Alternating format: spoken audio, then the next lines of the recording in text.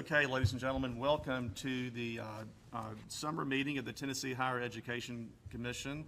My name is Evan Cope, and I just want to take an opportunity to welcome all of you and thank you for being here this morning. The first order of business is to determine our attendance. So, Madam Secretary, if you would please call the roll. Chairman Cope. Here. Commissioner Dishner. Commissioner Coben. Here. Commissioner Moser. Here. Commissioner Scarlett. Here. Commissioner Stafford. Here. Commissioner Wharton. Commissioner Winton. Here. Secretary Hargett. Here. Treasurer Lillard. Commissioner Morrison. Comptroller Mumpower. Here. Chairman, you have 9 members present and a quorum. Very good. Thank you, Madam Secretary. The next item on the agenda is approval of minutes from our May 20th, 2021 meeting. Unless there are any questions or additions, I'll entertain a motion to adopt or approve the minutes. I move approval. Motion to approve. Is there a second? Second. Second. All in favor signify so by saying aye. Aye. Are there any opposed? Motion carries. Minutes are approved. It's now the point in the time where I'll give my chairman's report. And just so everyone knows, we're going to be giving sort of abbreviated reports this morning. There are other meetings later this afternoon, and so in order to maintain our quorum, we're going to be moving a little bit faster than what we normally do, in case you're wondering. But let me again welcome everyone this morning and say good morning. I've spent some time this week revisiting the Commission's mission statement. The mission statement sets a clear vision for this group and provides guidance on how we'll reach that vision. Innovating for student access, student success, and creating a policy environment conducive to increased degree attainment and by protecting students and consumers. Today, we'll review the addition of the University of Tennessee Southern's academic programs to the state's offerings. UT Southern will provide access to an affordable university education in southern Middle Tennessee, continuing the state's mission in ensuring student success and access. As the first such university acquisition in over 50 years, I look forward to learning more about UT Southern and can't wait to see this institution's bright future. We'll also hear this morning about continuing efforts to foster a policy environment that increases degree attainment through the outcomes-based funding formula. THEC staff, state, and institutional representatives have been hard at work thinking through the changes to the formula, ensuring that the funding continues to flow fairly and equitably to the institutions as they work to guarantee student success.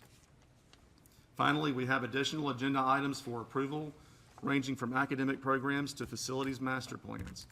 These items provide us an opportunity to further fulfill the commitments we make in our mission statement. I look forward to using our time together today to continue to make Tennessee the very best state in the nation to pursue higher education.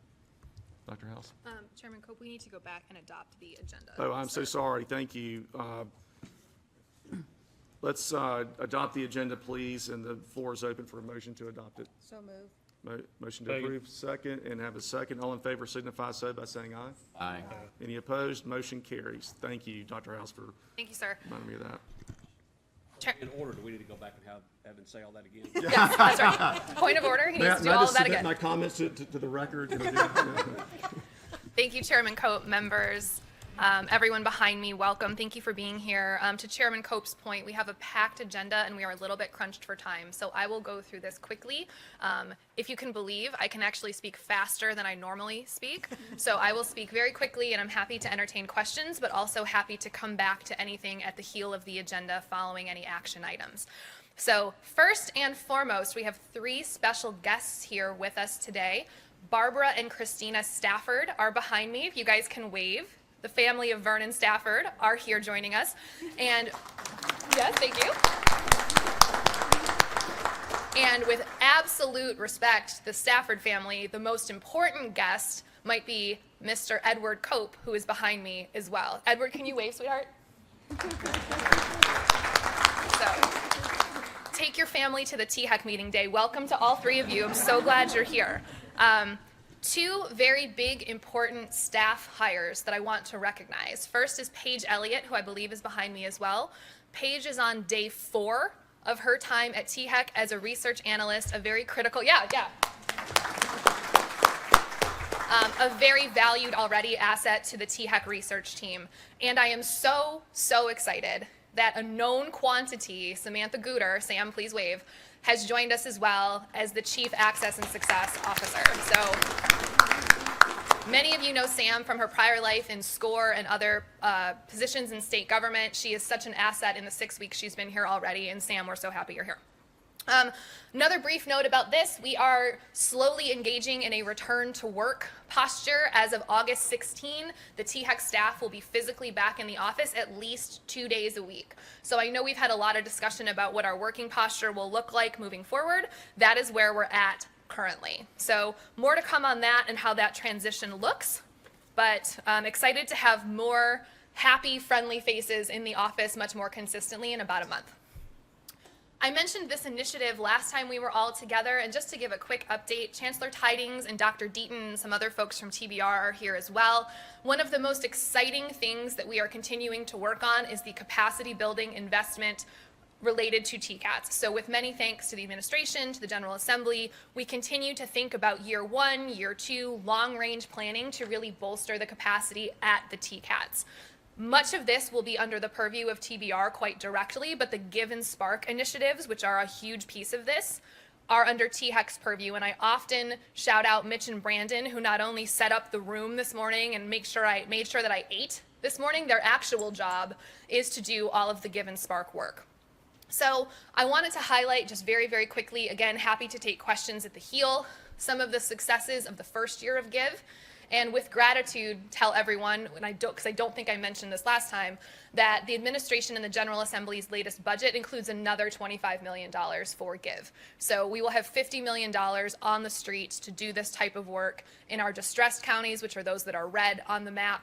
Those that are blue are at-risk counties, and the gray counties are those that participate in Give but do not have that distinction. So if you look at those metrics there, in 1 year, this program has done exceptional work, and I'm so eager to see what Mitch and Brandon and those on the ground are going to do with another round of funding. Similarly, as it relates to Spark, the initiatives that Spark helps to facilitate, helps to fund, have continued to be transformational across the state. The picture that you see on the screen is a dual enrollment classroom. One of the objectives of both Give and Spark is to increase CTE-oriented dual enrollment opportunities, particularly for those students who may not see themselves as, quote, dual enrollment students, as can be seen with these young women here doing the work that they are doing. They may not see themselves as dual enrollment students. They also may not see themselves as interested in anything career and technically oriented, but Give and Spark work together to ensure that everyone has exposure to all of those areas and course opportunities. Shifting gears slightly, this is new information. This has been updated in the fact book, so if anybody needs some light reading for the way home, we have updated copies of the fact book for anybody who would like one. The college going rate for the class of 2020 did decline this past year. It declined about 5 percentage points from about 61% to about 57%. And just as a reminder for everyone, the college going rate is the metric we use to capture those who enroll in higher education seamlessly following high school graduation. And so while this is not what we want to see, not the direction we want this metric to move, I would argue that this is not particularly surprising given the past 18 months we have had as a state and as a nation. Now that said, the work of our college access team, the work of our financial aid outreach team, the Advise Tennessee initiative is working so hard, as they always do, to continue these conversations about college going, about college access and success, such that all students, but particularly those who are disproportionately affected by this, students of color, male students, et cetera, low-income students, really get back in that college-going mindset, because for some, that was sort of chipped away in the events of the past 18 months. The same is true as it relates to FAFSA filing. We are still vying with Louisiana for that #1 spot. I'm going to say that we're still #1. Louisiana might say that we're #2. But FAFSA filing did decrease as well, from about 81% to about 75%. So for all the reasons that I just mentioned, 6 percentage point decline in FAFSA filing, but the work doesn't stop, the work just becomes even more imperative. Mentioned last time ongoing facilities about capital and ongoing conversations about facilities and capital. Right after we met in May, we did have 2 sessions with the Society for College and University Planning, which were exceptional.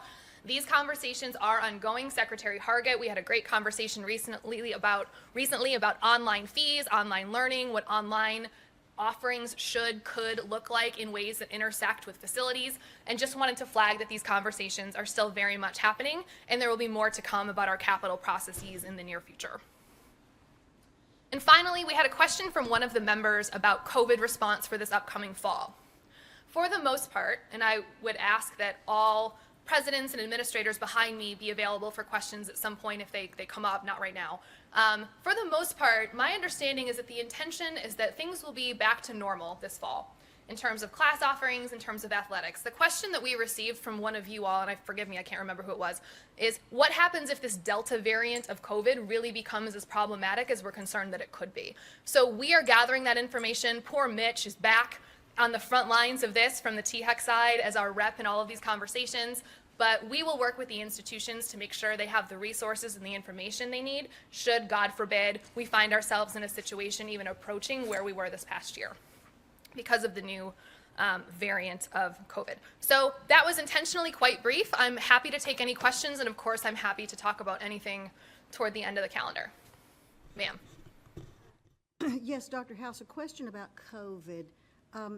Some colleges and universities across the country are requiring students who are returning to be vaccinated. Are any of our schools making that requirement? Not that I am aware of. That would not be anything that THEC would mandate or be involved in. I would defer to the institution leaders, but my understanding is no. No, ma'am.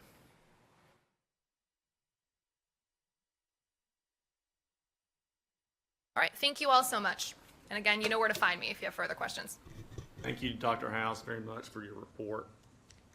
We'll move right on into the action items on our agenda. The first action item is our consent calendar. We have 3 items on the consent calendar, and unless there are any questions or objections, I will entertain a motion to approve the consent agenda as provided.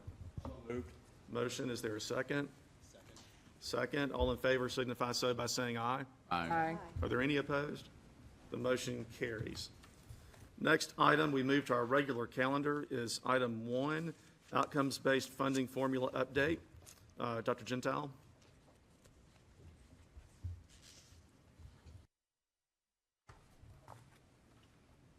Good morning, Chairman Cope, members of the Commission, Director House. The first agenda item focuses on staff recommended changes for one outcome only to be implemented immediately for the upcoming appropriation recommendation process. But before I discuss that recommendation, I want to give a brief overview of where we are with the 5-year formula review process. Pursuant to Tennessee Statute 497202G, the Commission is required to convene a statutorily defined formula review committee annually to aid in the development and the revision of the outcomes-based funding formula. Members of the committee are detailed in your agenda item. THEC staff work with that committee to recommend and review potential formula review revisions that are ultimately brought to the Commission for action and approval. In practice, the Commission holds substantial changes to the formula review to a 5-year review to maximize understanding of a model that is intended to incentivize and change institutional behavior. THEC staff started to engage in a 5-year review in early 2020 and paused due to the pandemic, being respectful of everyone's attention at that time.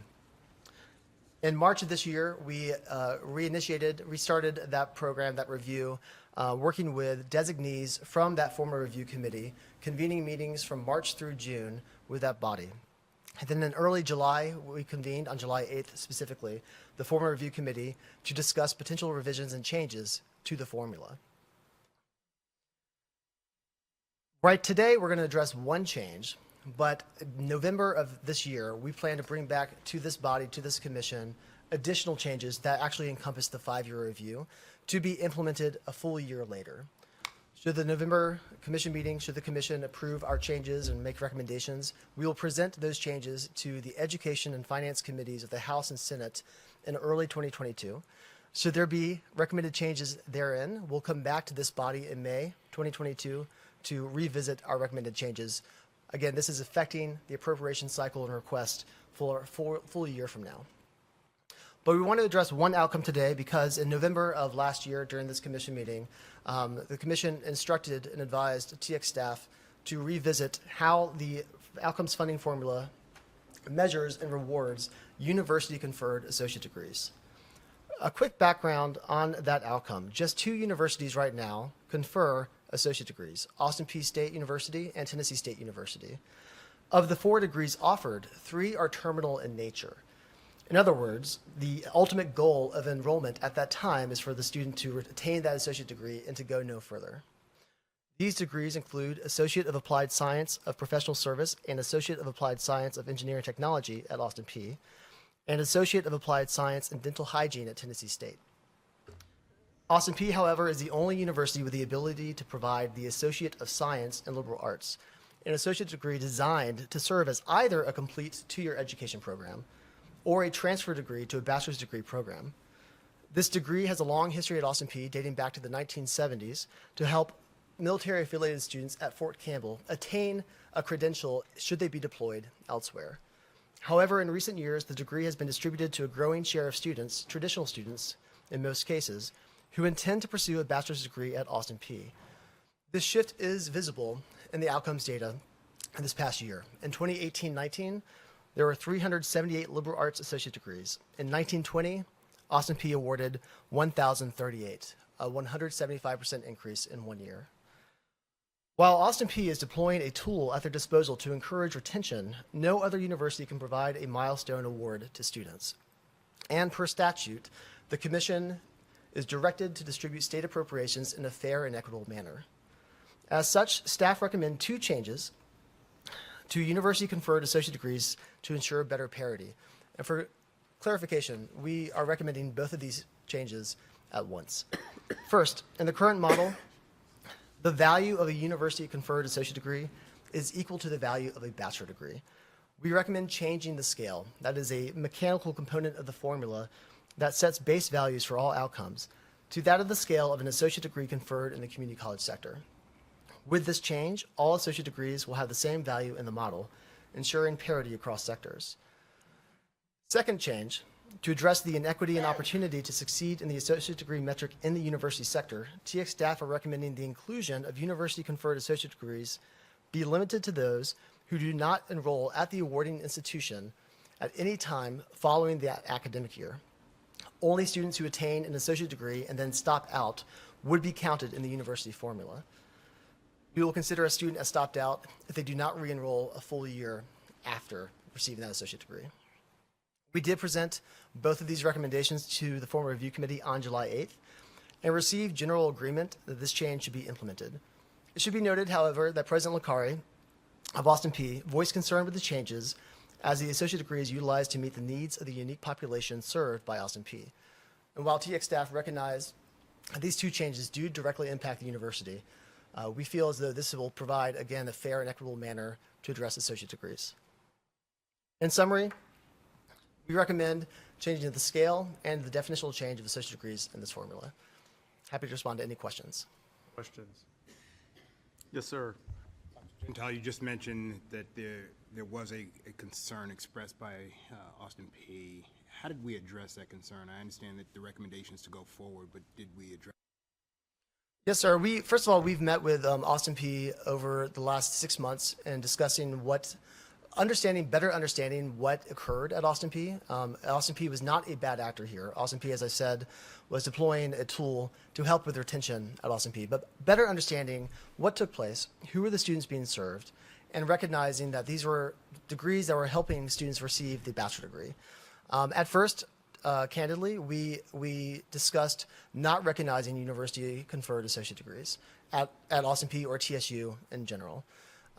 However, the master plan from THEC back in the early 2000s recognized those 2 universities as serving a purpose with those degrees. And so we met and discussed internally and then with commissioners and the formal review committee a different solution that recognizes that this is going towards military-affiliated students. And so perhaps we should recognize that as an outcome. So it's been a conversation over time, 6 months with Austin Peay on this particular measure. But still, we're ending with these 2 recommended changes here. And Commissioner Stafford, I'm not sure if that answers your question. So the follow-up question I guess I would ask is, what is Austin Peay's position ultimately at this point? Are they still in opposition, or have they decided to? Well, not to speak directly on behalf of Austin P, who is in attendance today, President Lakari is, but I do know from conversations that they were for the scaling changes. That made sense, that first recommendation, but not for the definitional changes to associate degrees, that second. I believe that would still be their stance. Other questions? I'll move approval. Okay, we have a motion from Secretary Hargett and a second from Commissioner Moser to approve the items as presented by staff. Any discussion? Hearing none, all in favor signify so by saying aye. Aye. Are there any opposed? Motion carries. Okay, item number 2, University of Tennessee Southern. Dr. Gentile? And this is going to be two components. One focused on how we recommend integrating UT Southern into our appropriation request process. And the second will be presented by Academic Affairs about the academic programs that are available for discussion and approval today at UT Southern. This is the first time the state has acquired an active university since University of Chattanooga joined the UT system back in the late 1960s, making a distinction there between University of Memphis that acquired Lambeth after Lambeth had closed. Therefore, THEC staff have had to look to statute and policy for guidance on how to incorporate UT Southern into the appropriation request process that we bring to you guys in November and in subsequent years. Today, we have two recommendations on how to treat UT Southern in our operating request and in our capital request. With regards to operating, THEC staff recommend treating UT Southern as a specialized unit, in other words, a non-outcomes-based funding unit, until THEC collects 4 years of UT Southern produced outcomes. The outcomes-based funding formula rewards institutions for growth on a 3-year average of outcomes from one set of 3 years to the next. And we think it prudent to only incorporate UT Southern until the institution produces 4 years of data to make the gross comparison viable. This delayed inclusion will also ensure that all data collected is consistently reported based on THEC standards and definitions per THEC policy F1020 on financial and statistical reporting. In the interim, UT Southern would receive the same fiscal policy treatment applied to all specialized units, like the agricultural, medical, and research units. With regards to capital, THEC policy F4120 requires the Commission to make recommendations and decisions for capital investment based on approved campus facilities master plans. THEC staff therefore recommend incorporating UT Southern into its capital outlay recommendation only after the Commission is able to review and approve the institution's facilities master plan. In the coming transition year, and discussions we've had with UT, they will proceed with the development of a strategic plan for UT Southern and will then follow with the development of a facilities master plan to define future facility needs. Further, with regards to capital maintenance, THEC policy F4050B directs THEC staff to recommend capital maintenance shares distributed to UT, TBR, and the 6 LGIs based on their gross usage, age, and facility usage of their education and general square footage. For the upcoming appropriation cycle affecting capital maintenance distribution for fiscal year 2023, which we will present to this body in November of this year, THEC staff, due to timing of the release of appropriation materials, plan to exclude UT Southern from the system's aggregated campus footprint. That said, UT has completed a facilities condition assessment for the UT Southern campus and have identified 2 capital maintenance projects to submit to THEC this year. THEC staff recommend allowing the UT system to request capital maintenance support on behalf of UT Southern immediately to address professionally identified needs in the upcoming appropriation request, but not to revise the University of Tennessee's capital maintenance share to reflect UT Southern's campus footprint until the fiscal year 2024 appropriation cycle. The delayed recognition will allow THEC staff to properly collect information regarding the campus facilities usage. With that, I yield to any questions. Motion I'd like to make, but first want to check to see if there are any questions from the commission. Okay, seeing none, I move that UT Southern is to be treated as a specialized unit until 2025, at which time adequate data will be available to include UT Southern in the outcomes-based funding formula. That's my motion. Is there a second? Second. Second from Secretary Hargett. Any further comments or discussion? Hearing none, all in favor signify so by saying aye. Aye. Are there any opposed? Motion carries. Dr. Gentile, I think you're on. I think we're good for that motion too. Okay, well, let's go ahead. I'm sorry, I've got a second motion here also. If you'll indulge me here. My second motion is I move that UT Southern is eligible to request capital outlay projects pursuant to THEC's capital outlay process. Once their campus facilities master plan is approved by the Commission and the University of Tennessee's capital maintenance share, reflect UT Southern's footprint in the fiscal year 2024 appropriation cycle. That's my motion. Is there a second? Second from Commissioner Stafford. Any further discussion? Hearing none, all in favor signify so by saying aye. Aye. Are there any opposed? Motion carries. Next, we'll hear from Betty Dandridge Johnson, who will present on the academic programs to be offered. May I make a comment? Please do. Yeah, please. Good morning again, everyone. I should have mentioned this at the outset of this item, just to give my thanks to the THEC fiscal policy team, to the academic affairs team, and to UT for all of the discussion and collaboration on this. As Stephen mentioned, this is something that is a huge deal, and Chairman Cope mentioned as well. This is a huge deal, and this is nothing that we have encountered in 5 or 6 decades. So to some extent, we've been building the plane as we're flying it, but I think we have landed in a very exciting, appropriate place. And many of us were down in Pulaski a few weeks ago for the ribbon cutting and for the celebration, and there might be someone down in Pulaski who is not excited about it, but we did not encounter that person. This is so exciting for the state and for that community, and it's really been exciting to be a part of. So just many thanks to everyone for the collaborative spirit and the hard work that's gone into these discussions. Thank you, sir. Absolutely.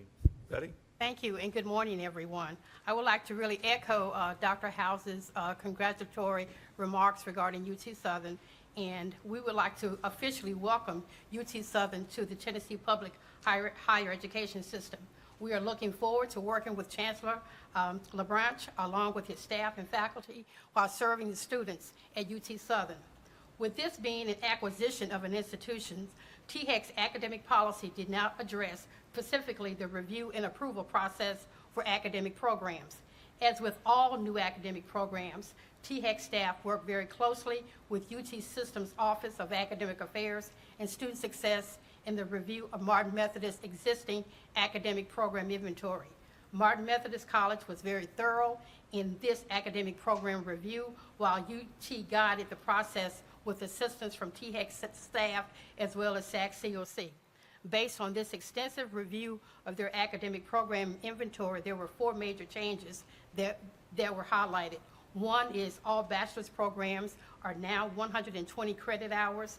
Any religious courses were removed from general education requirements. The federal zip codes were adjusted to better reflect academic programs in alignment with other programs in the state.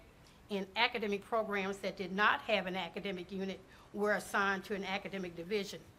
At their June 25th Board of Trustees meeting, UT approved 27 academic programs at the University of Tennessee Southern that included an undergraduate certificate program in cybersecurity, a general studies associate degree program, 23 bachelor's programs that span 6 disciplines, and 2 graduate programs. One was an MBA, and the other criminal justice Master of Science. The THEC academic policy exempts academic programs that are less than 24 credit hours. Therefore, the 18-hour cybersecurity undergraduate program does not require commission approval. Any reference to associate degree programs that are in the THEC academic policy includes only new associate degree programs at community colleges. There are no references to associate degree programs at our public universities. Lastly, pending commission approval, all academic programs are subject to post-approval monitoring. However, due to the proposed acquisition of this existing institution's academic program inventory, all of the approved programs will be evaluated through the quality assurance funding cycle that will occur in the 2025-30 cycle. I'm happy to answer any questions. Questions, Commissioner Stafford? Ms. Johnson, question, as we just heard from Dr. Gentile, associate degrees are not offered at other schools. There is one associate degree offered here. I'm not sure if I heard. There is one that is being offered at UT Southern General Studies, and as Dr. Gentile mentioned, associate degree program offerings are at Tennessee State University as well as Austin Peay State University. So my question is will this one be discontinued? Will enrollment be shut off immediately, or will that be curtailed over time? That is one of the recommendations for the associate degree program to be conditionally approved with wind down. Questions from Ms. Johnson? Okay, thank you so much, Betty.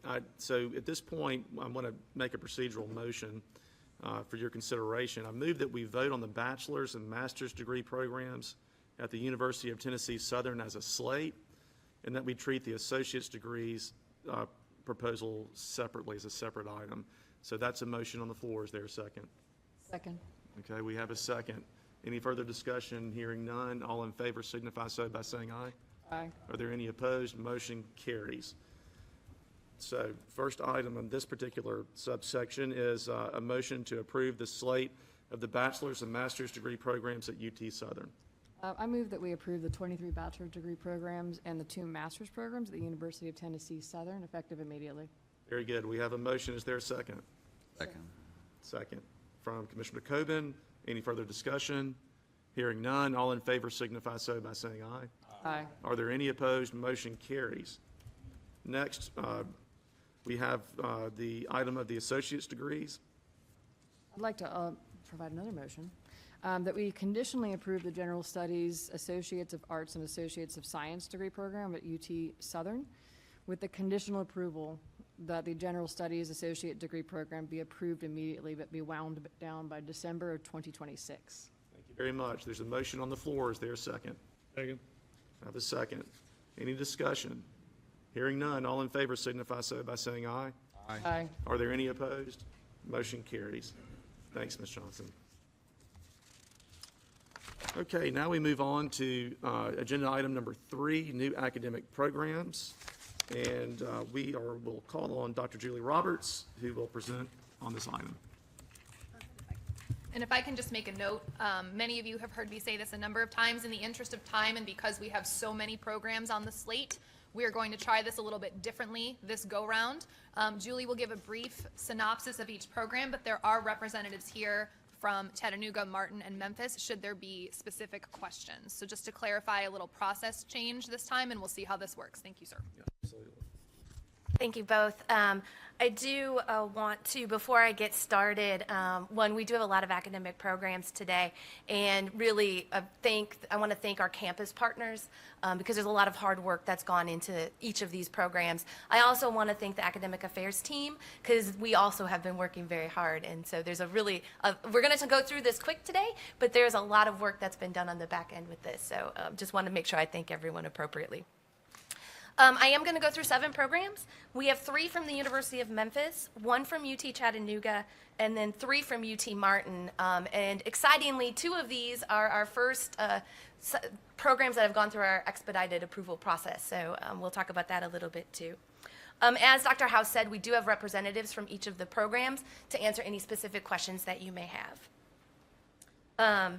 So again, I will go ahead and give you a high-level overview of each of the programs. I have created slides for each program that are going to look very similar, that included enrollment and graduation figures, so I may or may not go through this, but again, happy to entertain whatever questions that you have.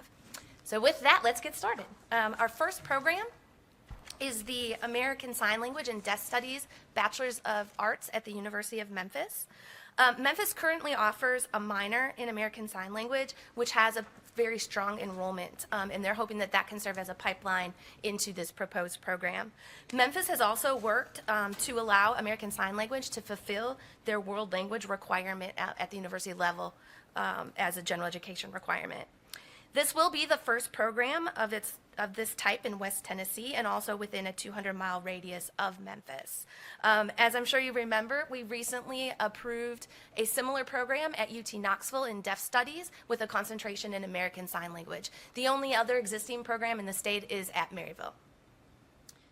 Letters of support are included in this proposal from the Germantown School District as well as the Shelby County School District with the intent of offering dual enrollment courses in ASL at their associated high schools to fulfill language requirements and also create a potential pipeline into the proposed program. Major costs for this program are the addition of 6 new full-time instructors, with one of those positions acting as the program director, and additionally renovation costs associated with a new ASL lab. So with that, any questions? Yes. Mr. Coven. Thank you, Dr. Roberts. Of course. I just was curious about the 6 faculty positions. I realize that's over 4 years, but it's a lot. Hoping that the University of Memphis will have enough enrollments to support that. Yes, we have Dr. Neenan and the dean as well.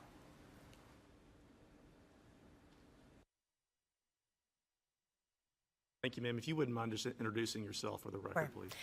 My name is Linda Jarmalowitz. I'm the Dean of Communication Sciences and Disorders, where this new program will be housed. Thank you. Yeah. The 6 new instructors would be added over a period of time. Right now, we currently only have 1 full-time instructor in sign language, and these are native signers. And this is a language class, and most language classes do not exceed, the national recommendation is a class size of 18.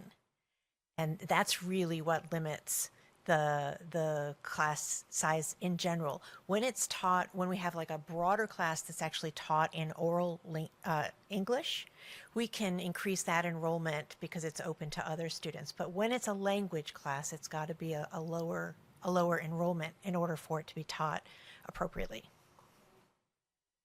Accreditation of the program, I would assume, from professional agencies. So there is no accreditation for this outside of SACS accreditation. There is no agency accrediting this particular program at this time. Once we get this program going, if we decide to do an interpreter training track, then that would include accreditation. Any other questions? Okay, very good. Thank you so much. We'll be voting on these items one by one, so at this point, I'm happy to entertain a motion to approve this program. Motion from Commissioner Stafford, is there a second? Second. Second from Commissioner Swafford. Any further discussion? Hearing none, all in favor signify so by saying aye. Aye. Are there any opposed? Motion carries. The program is approved. Dr. Roberts. Okay, our next program is also at the University of Memphis, which is a PhD in Applied Physiology and Neuromechanics. This program will be the first doctoral program in the new College of Health Sciences and the first program of its kind in the state.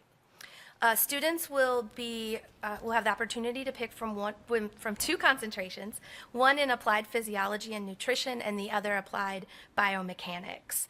Additionally, students will have 2 potential points of entry into the program, one post-bachelor's, which will allow them to earn a master's degree on their way to the PhD. The second would be post-master's, which would require 45 credits for the PhD, where the other point of entry would actually require 81. Graduates from the program will be prepared for tenure-track faculty positions and research appointments in their area of study. Memphis has created a strong partnership with researchers at the UT Health Sciences Center, which will provide additional support for both research projects and dissertation committees. The proposed program will rely on existing faculty and will require minimal new costs for the university. Any questions? Questions? Okay, hearing none, I'm happy to entertain a motion to approve the program. Motion from Commissioner Whitten, is there a second? Second. Second from Commissioner Stafford. Okay, any further discussion? Hearing none, all in favor, please signify so by saying aye. Aye. Are there any opposed? Motion carries, the program is approved. Dr. Roberts. Okay, our next program is also at the University of Memphis, is a Doctor of Physical Therapy. The proposed DPT program will be a 3-year cohort-based program, which will require students to complete 120 credits. The program will be offered on the Lambeth campus in Jackson, Tennessee, which also houses the MSN program in nursing. Focus areas for the proposed program will be on rural healthcare and diversity. With this in mind, Memphis has been working with local HBCUs to create a pipeline from their undergraduate programs into the DPT program. Graduates from the program will be qualified to sit for licensure as a physical therapist. There are significant costs associated with the program, including renovations on the Lambeth campus and the addition of 7 full-time faculty. In your materials, you do have a letter from the CFO at Memphis committing the appropriate resources to the program if approved. Okay, questions? Question, Yes, ma'am. and that's just in regards to the payment for these physical therapists. So when I'm going to put on a different hat than one that I wear for THEC. And so today, public policy is if you are a physical therapist, you don't have to be a doctorate of physical therapy. To get your reimbursement today, you just have to be a regular physical therapist. If you receive this degree, you don't get any additional reimbursement. So I guess my question is, what is the benefit of having this doctorate if you're not going to receive any additional reimbursement from the insurance companies? I am going to defer that question to the campus.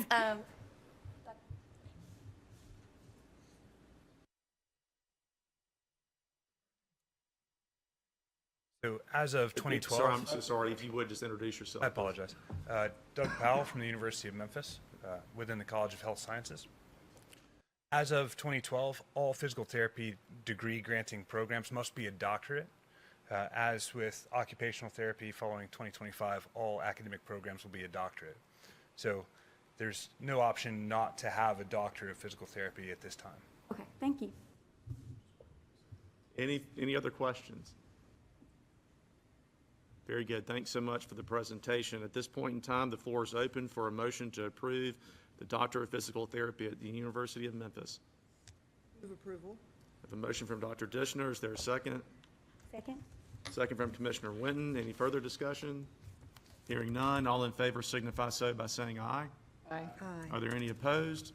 Motion carries. The program is approved. Dr. Roberts. All right. Off to Chattanooga we go. Our next program is a Bachelor's of Applied Science in Applied Leadership. This program is unique. It's designed specifically for adult students and transfer students, really focusing on those students with some college, no degree. This program is completely online, will have 7-week terms, and intends to maximize transfer credit and prior learning assessment. The program will equip students with skills and knowledge needed to practice innovative leadership across a variety of positions and industries, and is the first of its kind in the state. Letters of support were included from the Department of Labor, Department of Human Resources, and several industry partners, including Blue Cross Blue Shield, First Horizon Bank, EPT, Cigna, and McKee Foods.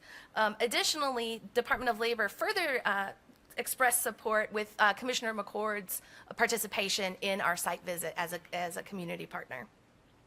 There are minimal costs associated with this program, really the major cost being one new full-time faculty member. Any questions? Any questions? Okay, I have a motion. Second. Okay, motion and a second to approve. Any further discussion? Hearing none. All in favor signify so by saying aye. Aye. Any opposed? Motion carries. Program is approved. Chairman, please show me abstain. Okay, yeah, please let the minutes reflect that Commissioner Stafford has abstained from that vote. Motion is still approved. All right, item number E, Dr. Roberts. Okay, now we're going to go to Martin for a little while. Our first program from UT Martin is a Bachelor's of Science in Cybersecurity. This is actually our second expedited program. We put them, I guess, alphabetically. C came before vet. But this was our second program to go through the expedited review process under THEC's new policy for high demand programs. It's anticipated that program graduates will have many opportunities in a rapidly growing and lucrative profession of cybersecurity. This is the first program at a public institution in the state. The only other program currently is at Lipscomb. Additionally, if approved, the cybersecurity program will seek ABET accreditation, which is from the Accreditation Board of Engineering and Technology. And if it does, once it receives ABET accreditation, it would only be the 19th ABET accredited program in the country. Major costs associated with this program will be the addition of 2 new faculty members. Thanks, Dr. Roberts. Floor is open. I just have one question. It's just more about cybersecurity and how fast it's evolving. And so what is the university's plan to keep up with how all of this stuff, it's craziness. Every day you hear something new. So That is a very good question and something that did come up through our site visit, but I'm going to defer to Dr. Cavalier, Provost Cavalier from UT Martin. Morning, Phil Cavalier. I'm the provost at UT Martin. The reason why we built this program to be based in the computer science side of it rather than business enterprise or something like that is for that reason exactly, because we know it's a quickly evolving area, and this will give our graduates an opportunity to move into new areas that come up over time. Any other questions? Very good. Hearing none, the floor is open. Move to approve. I have a motion to approve. Is there a second? Second. We have a second. Any further discussion? Hearing none. All in favor, please signify so by saying aye. Aye. Are there any opposed? The motion carries. The program is approved. Dr. Roberts. I dream about just hearing Dr. Roberts tonight. So our next program is a Bachelor's of Science in Veterinary Science and Technology, obviously also at UT Martin. This was our first program to go through the expedited policy. This program is an outgrowth of existing tracks in the College of Agriculture and Applied Sciences at UT Martin. The program will have two concentrations. One is licensed veterinary technician, and the other is veterinary school.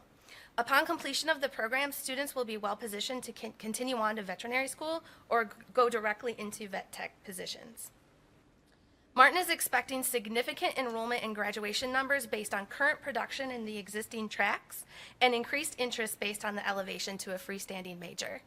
And I apologize, if you look in your materials, these enrollment and graduation numbers are actually incorrect on the slide. And we can talk about that if you have any questions.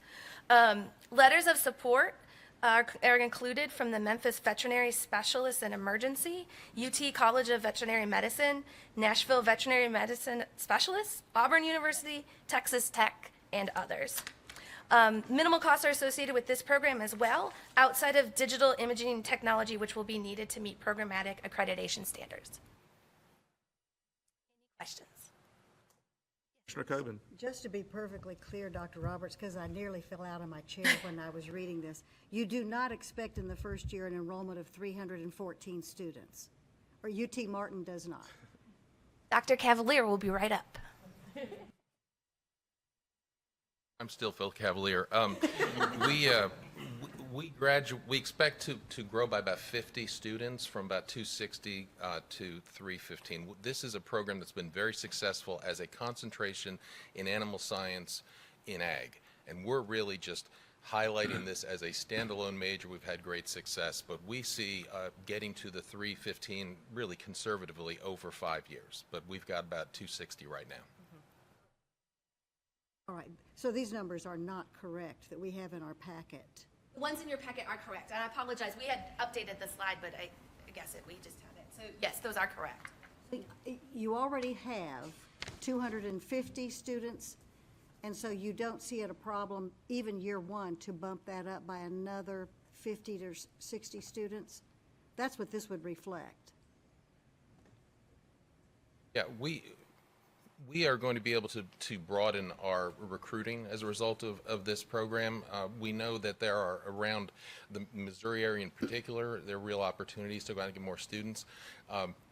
This program has grown exponentially over a very short period of time, and we see no reason why that won't continue, especially because it's now a standalone, and because it's the vet tech side in particular, as a standalone degree, we think is a very attractive option. I called 2 or 3 veterinarians that I happen to know, and they said they thought this was fantastic. So I'm sure you have heard that already. But when we come back and do post-approval monitoring, I sure do hope you've made these numbers. I hope it is this successful. I suspect you'll see a lot more, actually, than that. Thanks. Yes, sir. Absolutely. What we see on the screen is correct. No, I apologize. The enrollment and graduation numbers that are on here are actually not correct. It should reflect what's in your agenda item. So it should be a steady 314 enrollment per year with a steady 261 graduates per year. Question. Other questions? Yes. How will this impact the animal science curriculum? It really won't. We'll continue to have a robust animal science program. As I say, this program is essentially going to be the same The main thing is moving it out from underneath as a concentration to a standalone. But this will not take graduates away from our animal science programs. Other questions? Good questions. I move to approve. Yes, sir. We have a motion to approve. Is there a second? Second. We have a second. Any further discussion? Hearing none, all in favor, please signify so by saying aye. Aye. Are there any opposed? Motion carries. The program is adopted. Congratulations. Last item, University of Tennessee Martin Criminal Justice Master of Science. All right, and we're just keeping Dr. Cavalier up here this time. So this is our last new program proposal for today, which is a Master's of Science in Criminal Justice, also at UT Martin. This program will be offered entirely online and was developed with working adults in mind. Much like the Bachelor's of Applied Science at UTC, this program will offer condensed terms. In this case, they will be 5 weeks as opposed to UTC's proposed 7 weeks. And it's designed for students to complete 3 courses in the span of a typical semester, really being able to focus on 1 course at a time. There will be 2 optional certifications for students as they go through this program, one in law enforcement, the other in corrections administration. Additionally, the program was designed to award PLA credit to individuals that have completed specified federal and state law enforcement academies. This will be the 10th master's degree in criminal justice in the state, but the only one which offers specializations in law enforcement and corrections administration. Additionally, students will be required to complete an applied research project with data from their current employer or a designated community partner to provide real-world experiences prior to graduation. Letters of support were supplied by the Tennessee chapter of the FBI National Academic Associates, Tennessee Bureau of Investigation, UT Law Enforcement Center, and Tennessee Department of Corrections. There, again, will be minimal cost for this program, primarily in the way of a visiting professor position. Dr. Roberts, questions on this program? Chairman Cook, point of order. I've got a process question. Should I wait until after? No, I think it's fine for you to raise it now. So overall, when I look at these, a lot of great work. 2 of them are due to start the fall of this year. Can you tell me about what additional pressure that puts on the team to get this package ready? And what can we do to encourage better lead time so that we're not rushed to get some of these done? That's an excellent question, and it is something that through this process, we work a lot with our campuses to really discuss what is the appropriate start time. Because to what Commissioner Coben said earlier, we do then hold them to these estimates through post-approval monitoring. So a lot of times, some programs, so for example, the THEC program at Martin, they already have a pipeline of students that are ready to go. So a quicker turnaround implementation date for those kinds of programs, which already have an established feeder, those usually aren't a problem. When we do have master's programs and PhD programs, we really encourage our campuses to think about that recruiting period. So we do have a lot of discussion with our campuses around those implementation dates. You're working directly with the colleges to make sure the timing works for you. Yeah, we have a lot of discussion around, does that seem feasible? What does it look like? Because they aren't allowed, based on policy, to advertise until the program is approved. And we do have a small exception in one of our policies, but even then, that's not until after their Board of Trustees approval. So it is something we take into consideration.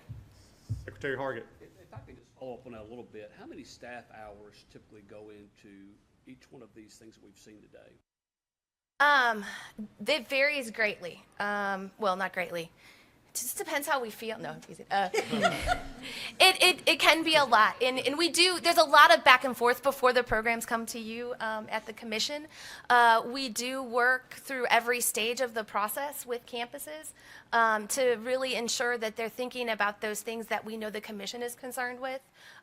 For our staff, we have a macro view of what the programs look like. So we really put a focus on, if you're going to have a transfer program, have you talk to the community college down the street?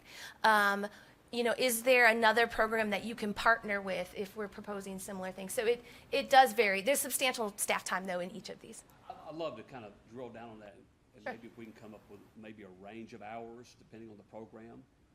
I don't have to have it today. I'd like to go back and think about that. Okay, we can do that for you. I think that would help us because, you come in here, you're doing a great job, as have your predecessors as well. And it gets a 5 to 10, maybe 15-minute discussion. And I think it'd be helpful for not only those in the room, but really those who might be watching or listening elsewhere to understand the tremendous amount of work that goes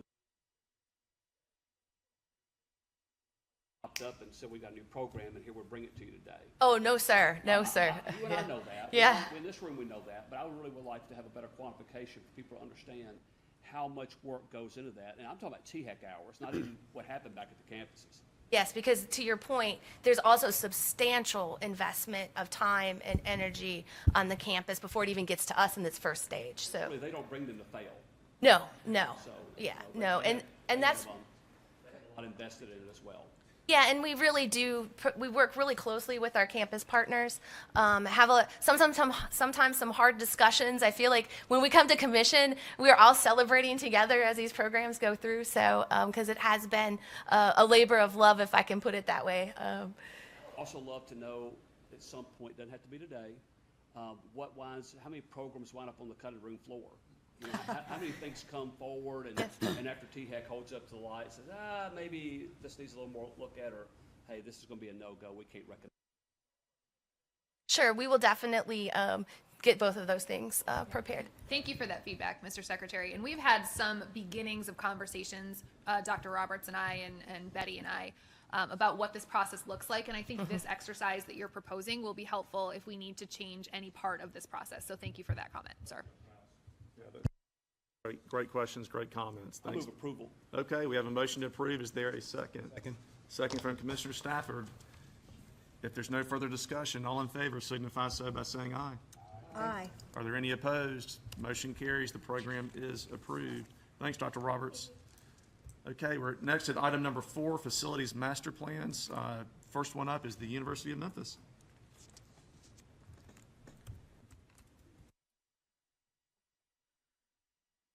Thank you so much. My name is Neil Kessler from Smith Group, and on behalf of a large contingent of University of Memphis folks behind me, I'm pleased to present the University of Memphis campus master plan.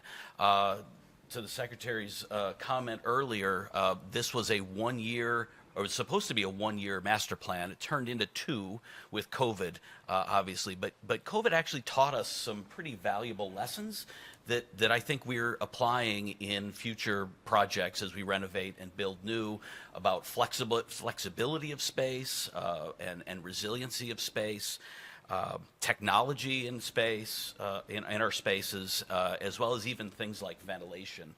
You know, as we move forward and implement projects, we're taking that into account. I was before you in 2015 to present the last master plan. And since that time, a lot has occurred.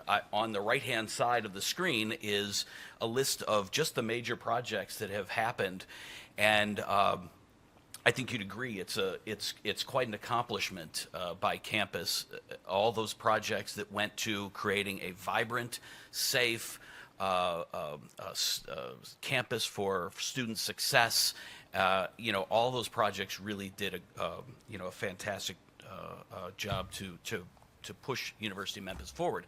However, there were a lot of changes that occurred at the University of Memphis, and we were brought back to look at a new master plan. On the left, you see the enrollment projections of the university that we use to project the space needs on campus, a potential head count of 25,000 for the main campus, and for Lambeth campus up to 2,000. Those are both long-term projections in the supportive drive for 55.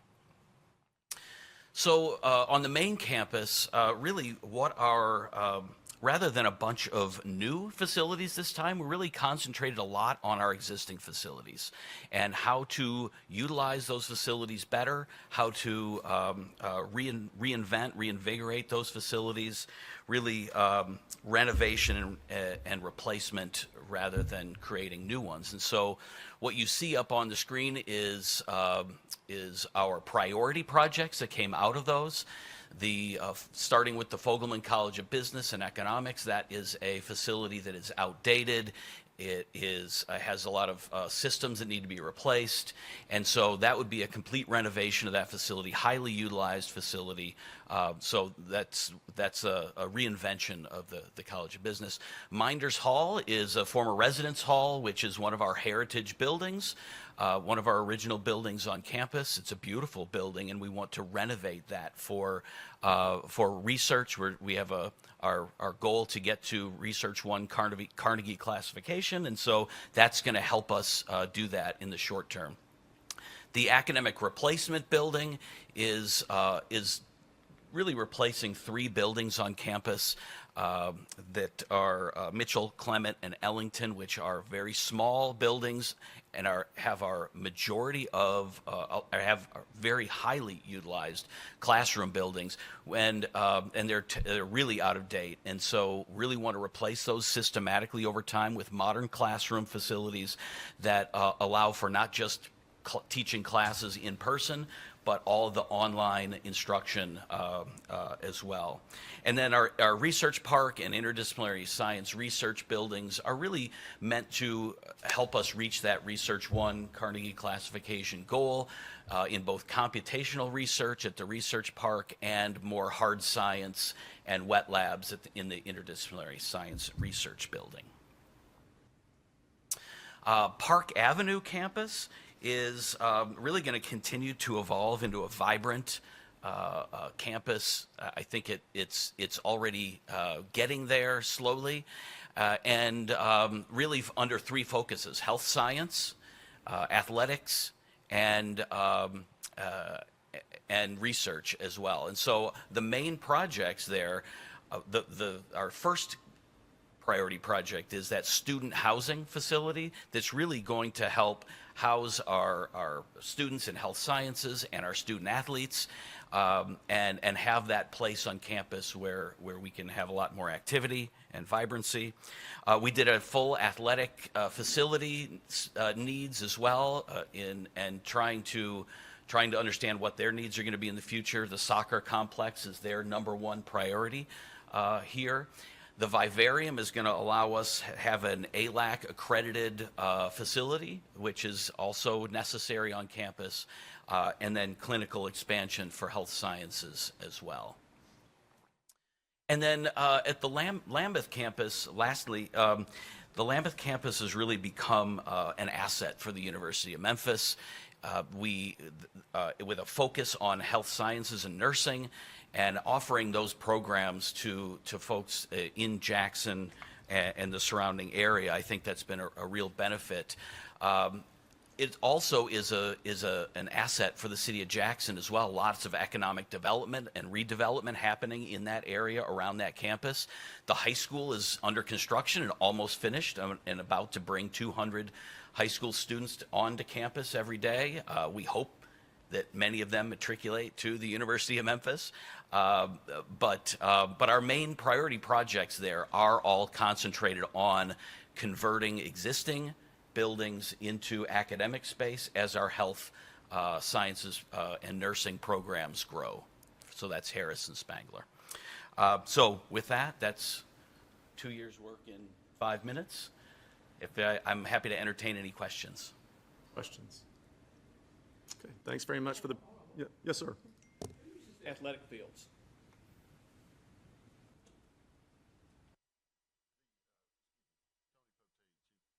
Planning officer. The Madison School District uses those extensively. They also maintain those and pay the utilities on the irrigation and the lighting. So it's a great partnership with us, and it'll work right in with the new high school. We envision at some point, in I guess not in the next 5 years, but is I haven't heard any. Yeah, high school should open October 3rd, and I haven't heard anything about a middle school. I know they're opening a couple other high schools in Jackson, so that's a lot of their investment at this time. I see Raj back here. This may be a better question for Raj. I had to put you on the spot. Can we go back to the very first slide?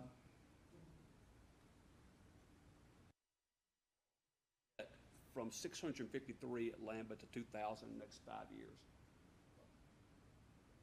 Good morning. Raj Kurapati, CFO, University of Memphis. Question.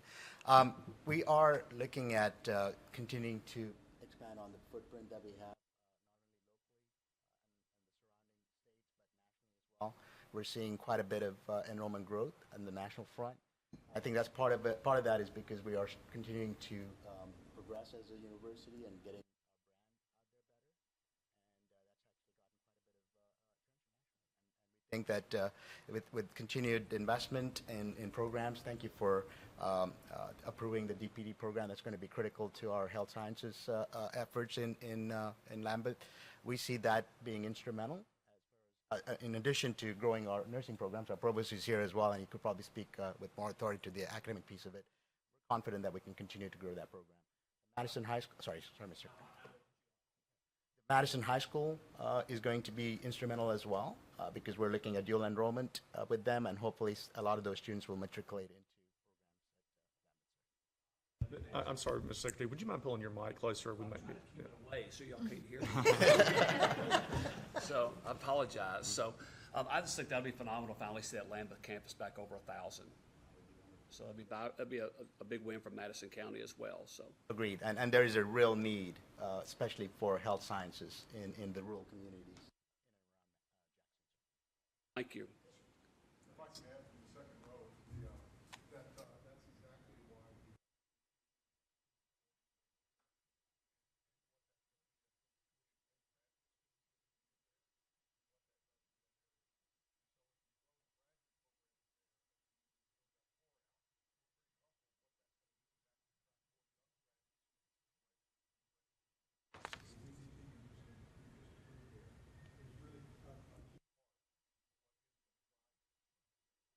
It can really transform that neighborhood around it. I mean, I think we drive onto the campus there. It's very nice.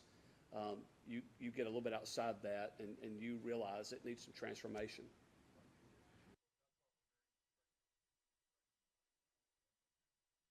Any further questions on this item? Otherwise, the floor is open for approval of the master plan for the University of Memphis. Motion to approve. Is there a second? Second. Second. Any further discussion? Hearing none, all in favor signify so by saying aye. Aye. Are there any opposed? Motion carries. Next item, Walter State Community College. Good morning. I'm Woody Geisel with TSW. Glad to be with you again to present the Walter State Community College Master Plan here with Dr. Mixa, the president, and the audience.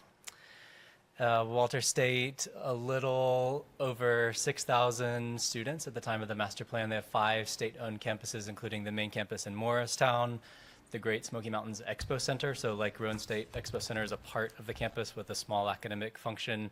And then 3 other campuses, Claiborne County, Sevier County, which we'll talk about today, and the new Niswonger campus in Greenville. The main campus in Morristown, really a lot of aging buildings, and this is the situation on a lot of the community colleges campuses, so a lot of square footage from the 70s and 80s, beautiful quad, but some of the buildings not really meeting the purpose they were intended for originally, and so that was the big focus of this master plan, is thinking about how to make the best use of those existing facilities. Spent a lot of time looking at the region and what's going on demographically and in the job market to understand what's there. This map is showing you the need for higher education, which is based on a number of demographic factors, and some of what was discussed earlier with declines in community college enrollment, I think, is being driven by this. Obviously, different things going on in different parts of the region, more demand in some of the more rural areas, but we really think with the campuses spread out and the offerings that they have, they're well positioned to capture some of that need. Enrollment growth, this is always an interesting chart for us, comparing all the community colleges over the past decade. Through fall 2019, we decided to stop there in terms of enrollment as the last sort of typical fall semester there, but Walter State very consistent with the other non-metro area colleges, sort of a slight decline, but pretty consistent with the others, which again brings us to how do we make the best use of existing facilities and not thinking about what the next building was. Looking at the THEC space guidelines, you can see all the bars going to the left here are showing a surplus of space in all categories here on the main campus. So space needs and enrollment growth not really a driver here of space, but we do think there's a number of significant needs. And really, as University of Memphis was mentioning, these are the first two master plans that happened during COVID. And so we really came back to the conclusion that just the physical campus is very important. Learning doesn't just happen online, particularly community college students, because of their backgrounds, have more challenges with online learning than four-year students. And so we really think that not just being in the classroom with the professor, but also all of the interactions that happen on campus and athletics and socializing, that whole picture is really important. And the physical campus is going to continue to be important going forward.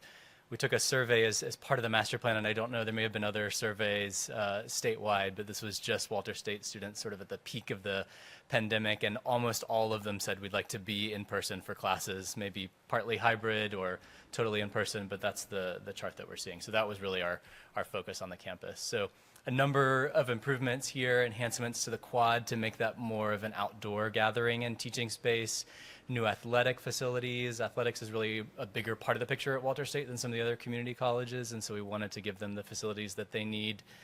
Entrance improvements. Unfortunately, some changes were made by TDOT since the last master plan that have really complicated access to the campus and robbed them of a sense of arrival. So we're looking at improved signage, landscaping, and a better arrival sequence so that you can both see the campus driving by on the highway and also feel like you've really entered a college campus when you get on site. The main recommendation for the new campus hub and arrival plaza, this is the existing library. This is the existing facade. You can see in the background a big glass facade, which is a fantastic study space, but not even a door on that. So it feels like the gateway to campus, but really isn't. We're proposing to create a one-stop shop, so all the library functions, studying, tutoring, and all of that would remain, but a lot of other administrative functions would be combined here to create a real landing point for potential students and existing students. And out front, you'd see the improvements there on screen with a plaza. This could be where graduation happens. This could be more informal gathering, but creating a real center for campus. Master plans for all the other campus. I'll touch just briefly on Sevier County because it's the largest. They just had a new building open this past academic year, and they're expected to continue to grow. So we're showing 2 proposed new buildings on this site, some similar landscaping and entrance improvements just to build consistency with the main campus in Morristown, and parking expansions to meet the needs there. So with that, I will take any questions. Questions? I have a question. How, with all the locations that exist for Walter State, how are you partnering with K-12, specifically thinking about the future, being able to help them make use of some of the athletic facilities as well as the academics? May I defer to Dr. Mixa to answer that question?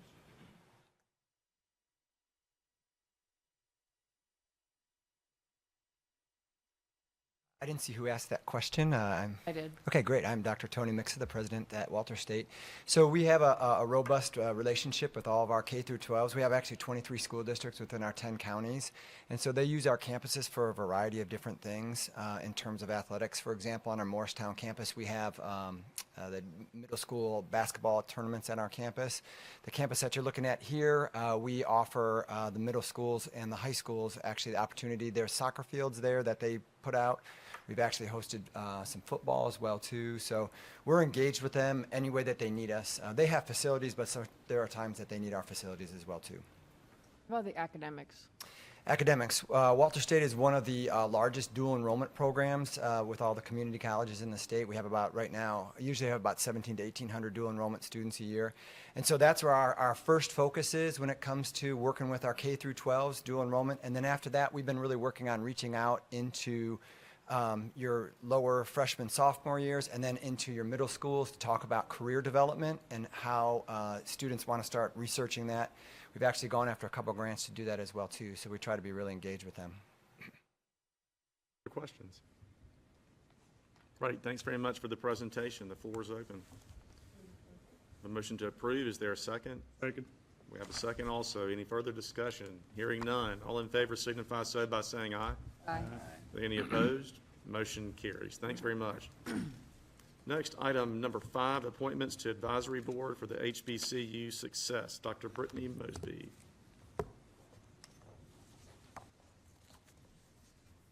Good morning, Chair, Commissioners, Dr. House.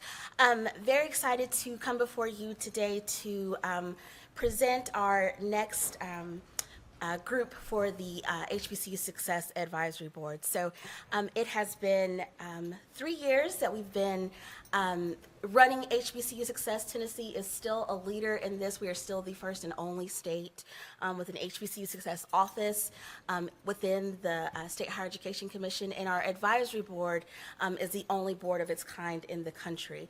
A little bit about this board: we meet twice biannually in October and in April, and it will include the current presidents of all 7 HBCUs: American Baptist, Fisk University, Lane College, Knoxville College, Lemoyne-Owen, Meharry Medical College, and Tennessee State University. As well as we have before you 2 reappointees from our previous board and then 9 new appointees. And these appointees represent a variety of fields and sectors, and I'm really excited. This year we have someone from law enforcement, and we're excited about the Homeland Security, and cybersecurity law enforcement connections that we'll be able to make for our campuses. In general, broadly, our HBCU board, they serve as ambassadors and an external voice. They raise awareness, increase awareness for our HBCUs, and they also are instrumental in providing connections to external partners, other policymakers, and just the broader public in terms of recruitment for the HBCUs themselves. We represent all 7 HBCUs equally, and so all of the work that we do is to increase the capacity of all 7 institutions across the state. What we will be doing coming up next, pending approval, we will work with the board members for an orientation and development. We've been very fortunate to have some national figures come to Tennessee to talk to our advisory board, and we are looking forward to having Johnny Taylor invited to come. He is the previous administration's chair of the Presidential Advisory Board for HBCUs. I'm looking forward to having him come to Tennessee and give us some guidance there. And then beyond that, we are looking at expanding our internship program and really leaning on our board members to help build that out and provide connections to internships for our HBCU students.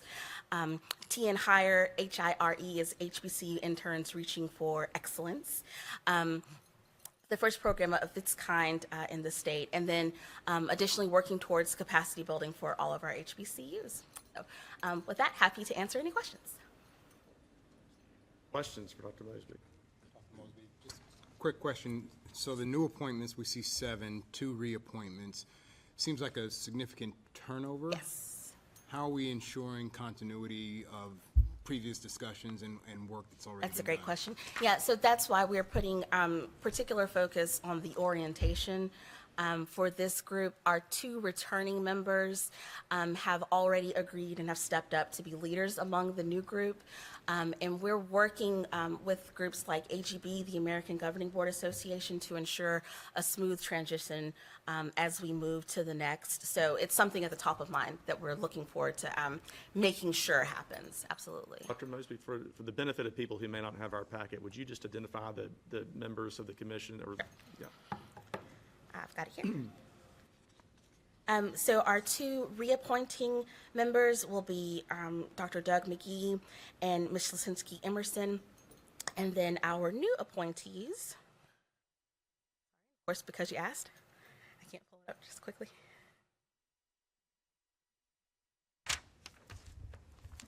Brittany. Our new appointees will be also representing all 3 of the grand divisions. We'll have Dr. Andre Churchwell, currently at Vanderbilt, Officer Shelley Clemens in Knoxville, KPD, Dr. Carol Johnson Dean, who is retired, Miss Ashley Northington here in Nashville, Miss Brandy Smith, also in Nashville, and the Senior Operations Officer at Assurion. We'll have Miss Elaine Stallworth Washington in East Tennessee, and then Mr. Ernest Strickland out of Memphis, who is the President and CEO of the Black Business Association of Memphis. Thank you. Any questions for Dr. Mosby? I just have a couple of comments, if I may, Yes, sir. Chairman. Sure. First, I had the opportunity to visit a couple of the HBCUs during the spring and was just really impressed with, but I went to Lane and Lemoyne-Owen, was really impressed at how they adapted during COVID and just being the innovative things they tried to do. And So was really impressed with both those visits. And also, I'm impressed with who you've got coming on this board. I think it's a very strong group of people that I think you'll see a lot of headway over the next 3. Yes, we are definitely looking forward to that. And to your point about Lane and Lemoyne Owen, I was speaking with the president of Lane last week and talking about plans for this fall, and he said they are prepared to do it all. They're prepared for in-person, they're prepared for hybrid, they're prepared for online.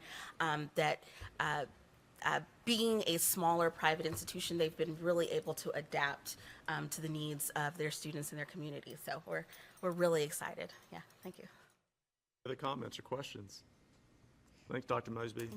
Okay, the floor is open at this point to approve the proposed nomination appointments for members of the HBCU Success Advisory Board. I have a motion, Commissioner Swafford? No, Scarlett, I'm sorry. I do that every time. Commissioner Scarlett, thank you. Second, Secretary Hargett. Any further discussion? Hearing none, all in favor signify so by saying aye. Aye. Any opposed? Motion carries. Thank you very much. Okay, the next item on our agenda is election of officers. Pursuant to Article 5 of our Rules of Procedure, we are to elect officers annually at our regular summer meeting to serve one-year terms. The officers consist of a chair, 2 vice chairs, and a secretary. The chair and each vice chair must reside in different grand divisions of the state. The current commission officers are myself from the Middle District, Middle Grand Division, Vice Chair Vernon Stafford from the West Grand Division, and Vice Chair DeKasha Winton from the East Grand Division, and Secretary A.C. Wharton from Memphis. At this time, I will open the floor for nominations for these offices. Mr. Chairman, I would like to nominate you, Evan Cope, to continue as chair of the commission for the coming year. Is there a second? Second. We have a second. Very well, then I will pass the gavel to Commissioner Coben, who will conduct this part of the meeting. Thank you. If there are no objections, what I recommend is that we consider all of the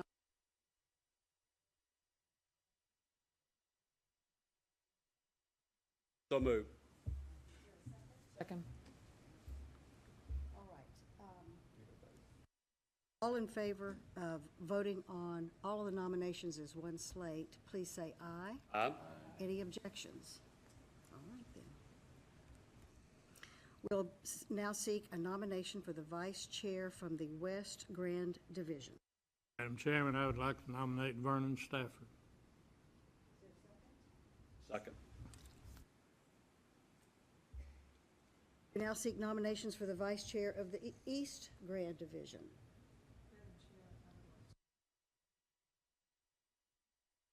Second. Second. We'll now seek nomination for secretary. Madam Chair, I'd like to nominate A.C. Wharton for this position. Is there a second? Second. We will now take a voice vote on these 4 nominations. All those in favor say aye. Aye. Any opposed? Okay. The ayes have it. Congratulations to our continuing officers. Thank you very much. It's always fun to do that. It's fun, isn't it? Really, it is. It's the best part of the job. Thanks very much. I appreciate that. I know all the other officers do, and we look forward to having another great year here at THEC. Chairman, if I may, I'm excited about your continued leadership, but I'm more excited about those who are supporting you than the vice chair position. They pulled you through that election. There's no question about it. There's no question about it. I was so thankful that we were voted on as a slate because I thought that was pretty crafty on your part. Yeah. Serious questions. That's exactly right. Thank you very much. Next item on our agenda, we're getting close to the end here. We're going to select audit committee members. Let's see, who are we calling on for this? Brett, I'm so sorry. Thanks, Brett. No problem. This is your item. Thank you, Chairman. As you all know, the audit committee charter, it's a combined audit committee for THEC and THEC. It consists of 5 members from both of the boards. The executive director selects the members as well as the chair, and their respective boards will confirm them. Currently, we have THEC Commissioner Pam Coben, TSAC Commissioner Dr. Claude Presnell, Greg Turner as designee for Commissioner Butch Ely of the Finance Administration Department. He represents TSAC. And then Dr. Nancy Dishner is also on the committee. Ms. Sharon Hayes was our committee chair, who rolled off of THEC on June 30th, so we need a new member and a new chair.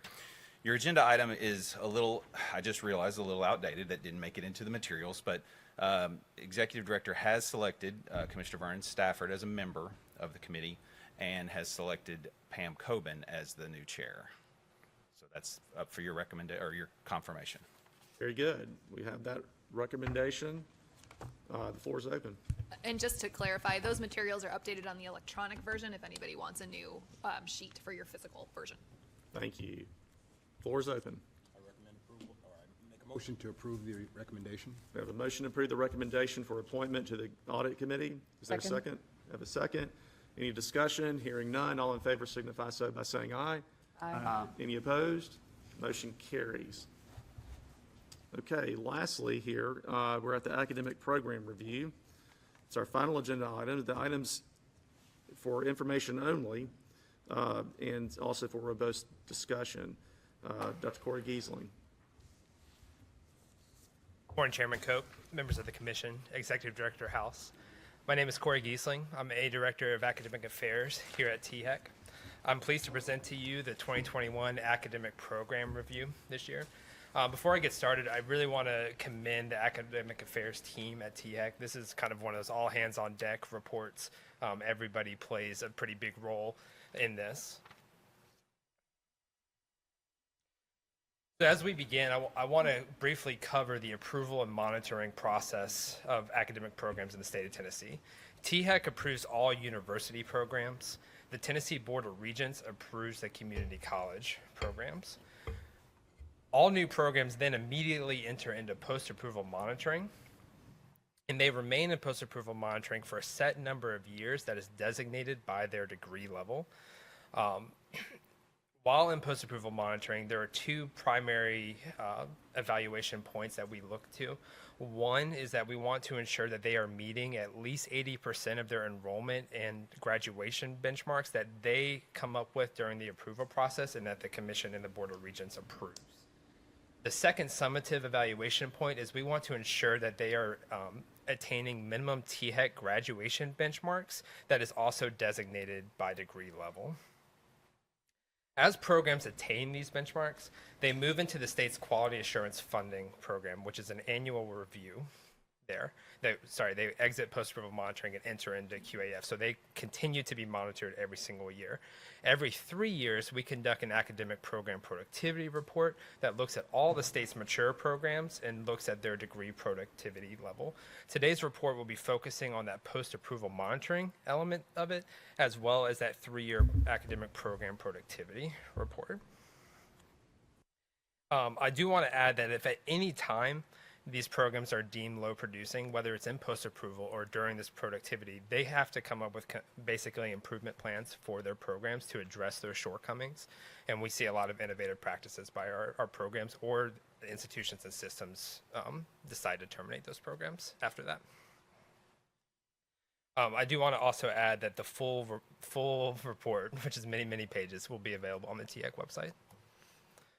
So in 2021, the post-approval monitoring process saw 85 programs be evaluated.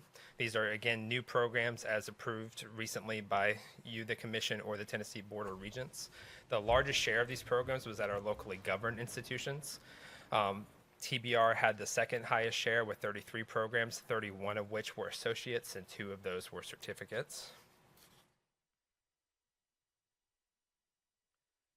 In 2021, there were 5 programs that were initially eligible to complete their post-approval monitoring cycles that were successful in doing so after meeting productivity benchmarks.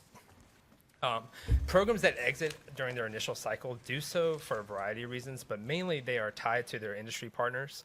They are providing great student support resources, oftentimes flexible course delivery options, in ways that really enhance and increase student success and outcomes there. I want to focus on 2 of these programs today. The graduate or master's program at East Tennessee State, the sports science and coaching program. They have developed a domestic and international network of partnerships with professional and high-level youth athletic clubs literally all around the world that are providing current students opportunities and also graduates networking opportunities for their professional development. Also, Middle Tennessee State's master's program in library science is also one that has shown pretty tremendous amount of innovation. They have modified some of their courses to reflect current trends that librarians are experiencing in industries as they are starting to be utilized more in global corporations in areas that aren't traditionally thought of as places where the library or librarians are going to be utilized. There were 5 programs that were initially eligible to complete their post-approval monitoring cycle that had their monitoring extended and also had to develop productivity plans for improvement during this cycle. I want to touch on each of these really fast. So at Jackson State, the fire science program has had difficulties, and mainly this is due to the fact that an associate's degree is not a prerequisite to gaining employment as a fire in the fire department in the state. The respiratory care program is actually a program that has had success, but they changed their enrollment cycle recently, so they didn't have any grads during this last academic year. They look to exit monitoring next year during monitoring. At Volunteer State, the professional music program, they've had difficulties, as did the entire music industry, due to the pandemic.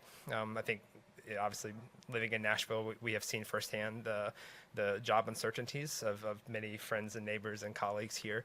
At Vol State, that reflected into students delaying enrollment in that program. I do want to touch on the joint engineering program at East Tennessee State and Tennessee Tech. This year was actually a really great year for this program. They've recently established a new collaborative agreement. It streamlined the administration of this joint program, brought additional student support services, and kind of made the administrative process more efficient. And this program looks to exit monitoring in the next academic year as well. At UT Knoxville, the master's program in United States Business Law program is going to be terminated. So when this program began, it was done so with an eye towards recruiting international students. A year after beginning, the Tennessee Supreme Court made changes to the bar exam that precluded those students from sitting for the bar. So it effectively eliminated the attended pool of students for this program. UT Knoxville has tried over the last few years to make this program relevant and viable, and they have decided during this PAM report that they will just terminate this program. So I do want to add that programs that don't achieve benchmarks are often terminated by their program or by their institutions. In the last 3 years, we have had 79 programs approved by the Commission or the Board of Regents. We have had 71 programs terminated by our institutions or their respective systems. So during this next monitoring cycle, we are anticipating a high number of programs to exit monitoring. This is reflective of a lot of the great work this commission and the Board of Regents has done post-focus and really driving innovative programs that are, again, tied to their local industry partners and making sure that we are supporting students so that they can find successful outcomes. So I will transition now to the program productivity report. Again, this program productivity report is looking at the state's mature programs. So total, we have 1,601 programs. We have kind of 1,561 programs that are considered mature. Of all these programs, less than 10% are considered low-producing programs.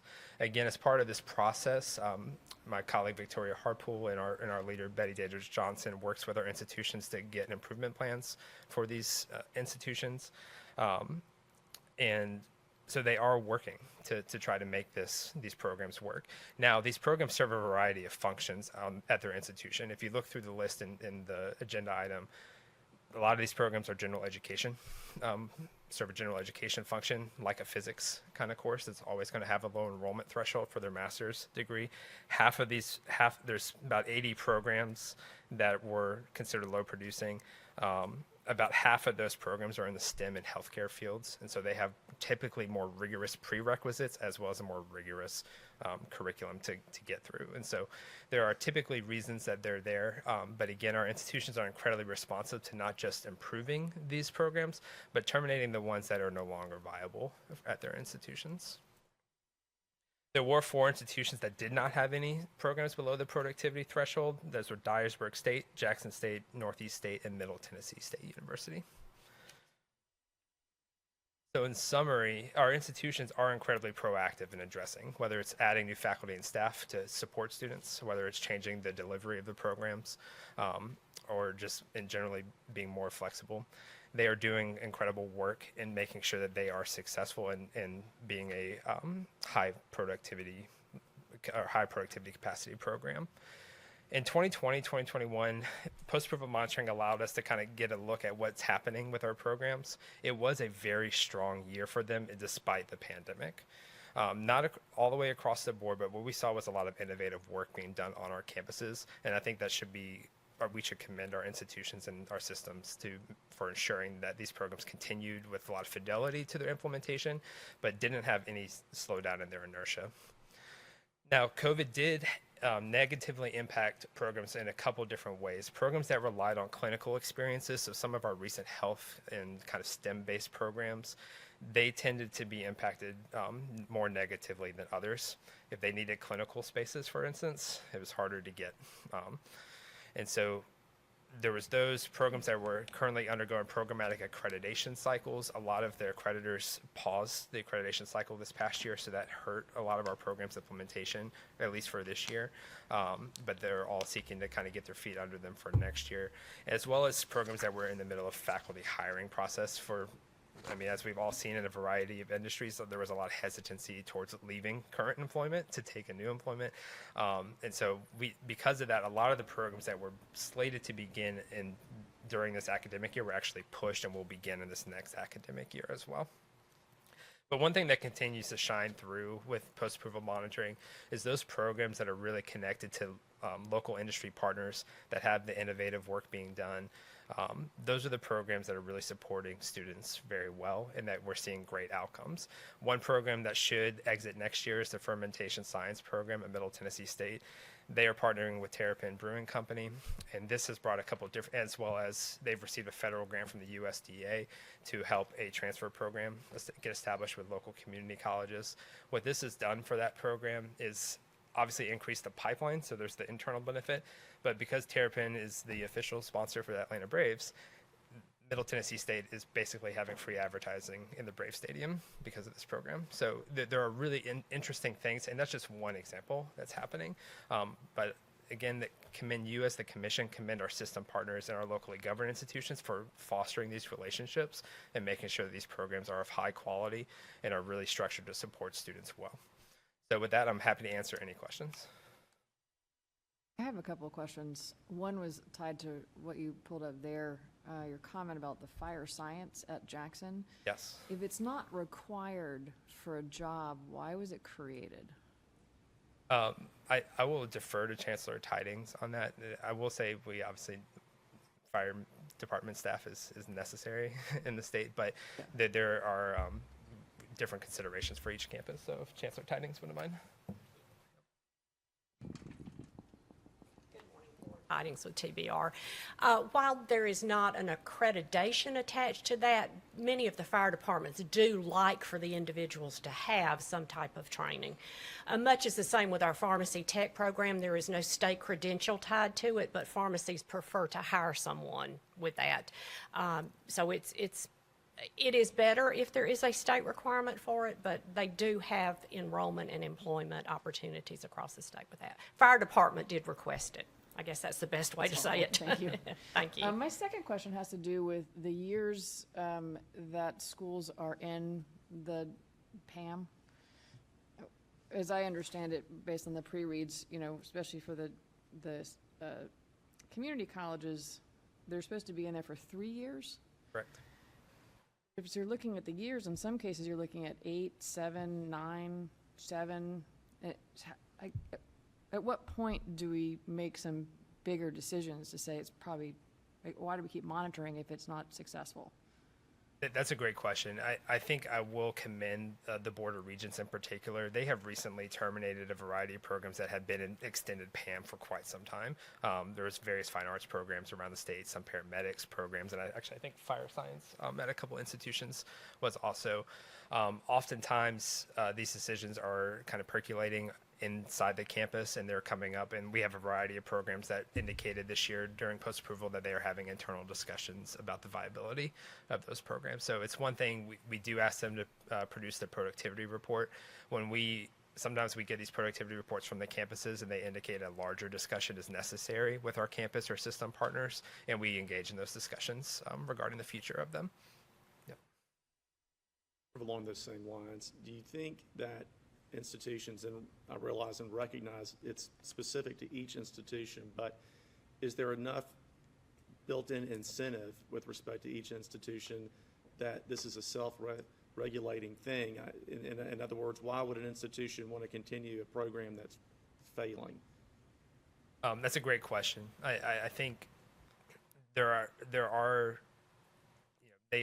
policing themselves in a lot of ways. The outcomes-based funding incentivizes that.